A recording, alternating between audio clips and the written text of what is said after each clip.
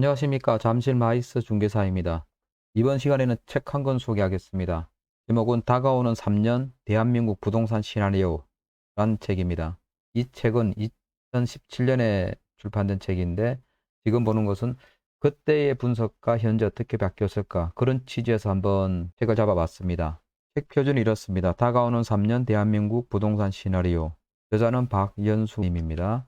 출판사는 트러스트 북스고 2017년 9월에 출간된 책입니다. 이 책을 읽으면서 투자에 대해서 어떻게 생각하는지 저자의 방향성을 알 수 있었고 그때 분석한 거랑 현재 어떻게 바뀌었는지 이해할 수 있었습니다. 큰 틀은 변함이 없는 것 같습니다. 제가 읽은 내용 중에서 제가 줄친 부분 위주로 설명을 해드리겠습니다. 현재 부동산 시장의 가격을 변동시키는 가장 주요한 요소는 금리, 시장 유동성, 인구의 변동으로부터 발생하는 지역 간 인구 밀도의 비대칭성, 가족 해체와 1, 2인 가구의 급증으로 임대주택 시장의 급성장, 내수 절벽으로 인한 상권의 양극화 현상 등입니다.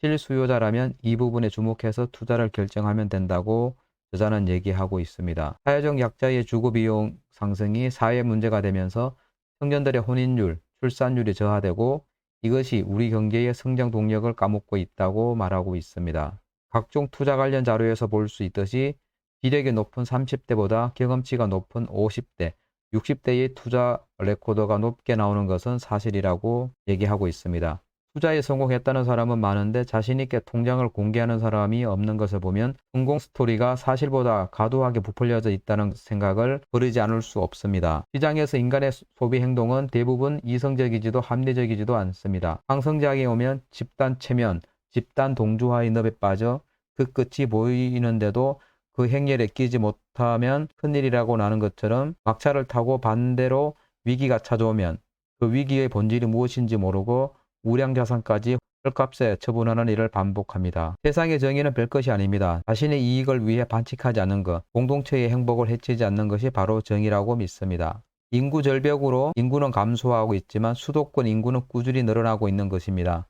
이 현상이 우리에게 알려주는 시그널은 앞으로 수도권과 비수도권 부동산 시장 간의 양극화는 더 깊어질 것이며 이는 일종의 패러다임 현상으로 자리 잡게 되리라는 사실입니다. 내수 경기의 침체와 함께 청년 실업이 증가하고 있지만 부동산 임대 사업자는 2015년 기준으로 141만 5천 명이로 2위인 개인 도소매업자 130만 5천 명보다 10만 명 이상이 많았다는 것입니다. 앞으로 우리가 부동산 시장에서 정부의 정책, 금리 인상 여부보다 신경 써야 할 부분은 부동산 시장이 핵심권역과 비핵심권역, 돈 되는 부동산과 그렇지 않은 부동산으로 양극화가 급격하게 진행되는 과정에서 어떻게 우리의 투자 전략을 수정해 나갈 것인가 하는 문제입니다.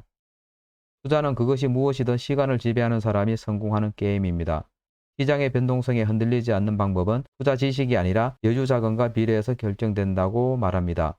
인구 절벽보다 더 심각한 지역별 인구의 비대칭성으로 발생하는 수도권 부동산과 비수도권 부동산 간의 깊어지는 양극화, 내수시장의 침체에도 퇴직자의 창업 행렬은 오히려 증가해 심해져가는 골목 상권의 경쟁 가열, 1인 가구의 급격한 증가로 인한 임대주택 시장의 비현격 성장세 등 현재 부동산 시장을 둘러싸고 있는 환경은 과거와는 다른 양상으로 진행되고 있습니다.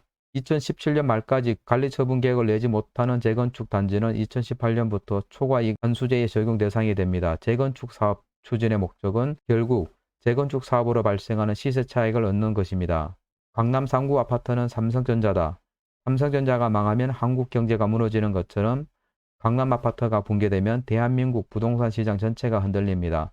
부침이 심한 삼성전자는 산업의 변동, 기업의 대처 능력에 따라 가치가 급락할 가능성이 크지만 강남 아파트는 경기 변동과 무관하게 가격이 움직입니다. 이것이 강남 아파트와 삼성전자의 차이라면 차이라고 볼 수 있습니다.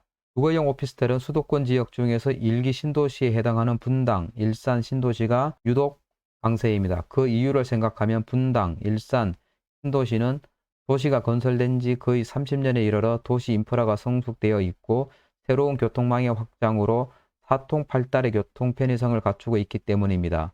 그래서 분당과 일산 신도시는 수도권에서 청년 독신 가구들이 최고로 꼽는 선호 지역으로 부상한 것입니다. 투자는 남보다 빨리 미래 가치가 높은 것을 선점해서 투자해야 돈을 법니다.